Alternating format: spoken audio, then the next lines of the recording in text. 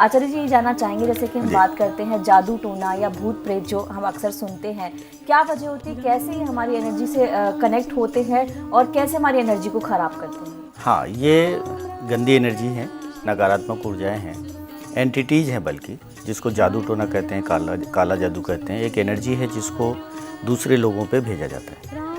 तो ये एनर्जी दूसरे को एनर्जी में जा कर के उसकी एनर्जी को बिगाड़ती है। आपके आभामंडल में अगर ये एनर्जी आ गई है तो आपका ऑरा पहले तो ठीक ठाक था, संतुलित था, आपके चक्रास बैलेंस थे, और जैसे ये एनर्जी हैवी होती, थोड़ी सी इसका वेट ज़्यादा होता है, तो जिस चक्र पे जाएगी उस चक्र को मड्डी करने लग जाती है, गंदा करने लग जाती है, और उसमें लगातार नकारात्मक ऊर्जाएं पैदा होती हैं। इसकी वजह से ये काम बिगाड़ देती है, डिसबैलेंस कर देती है, होते होते लोगों का काम रुकने लग जाती है। बहुत से फ़ोन आते हैं, बहुत से लोग ऐसे आते हैं और उनको लगता है कि उनके खिलाफ जादू टोना कर दिया गया। ऐसा होता भी है कई बार, बहुत बार ऐसा होता है कि नहीं होता है, हम क्रिएट करते हैं, अपने आप क्रिएट कर लेते हैं। और क्रिएट करने का मतलब ये होता है कि आप अपने सबकॉन्शियस माइंड को एक मैसेज देते हो, जिस बात को आप सही मानने लग जाओगे और उसको रिपीट करोगे, आपका सबकॉन्शियस माइंड उसको स्वीकार कर लेगा और साकार कर देगा। इससे कोई फ़र्क नहीं पड़ता है कि वो छोटी बात है या बड़ी बात है, वो अच्छी बात है या बुरी बात है। तो बहुत से लोग इसको क्रिएट भी कर लेते हैं, लेकिन बहुत से लोगों के खिलाफ ऐसी एनर्जी भेजी जाती है, मूव करती है।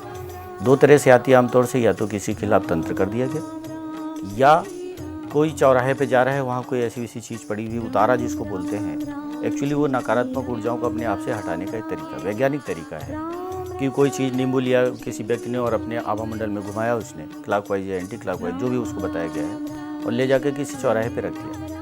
तो चौराहे पे जब उसने रख दिया तो उसकी एनर्जी उस नींबू के जरिए नकारात्मक ऊर्जा निकल गई, चौराहे पे रख दी गई। चौराहे पे इसलिए रखी जाती है कि चार रास्ते जहाँ भी क्रॉस होते हैं, एनर्जी वहाँ डिसइंटीग्रेट होती है और पाताल में चली जाती है। उस एनर्जी का पर्यावरण पे प्रदूषण नहीं होता है, दुष्प्रभाव नहीं पड़ता है।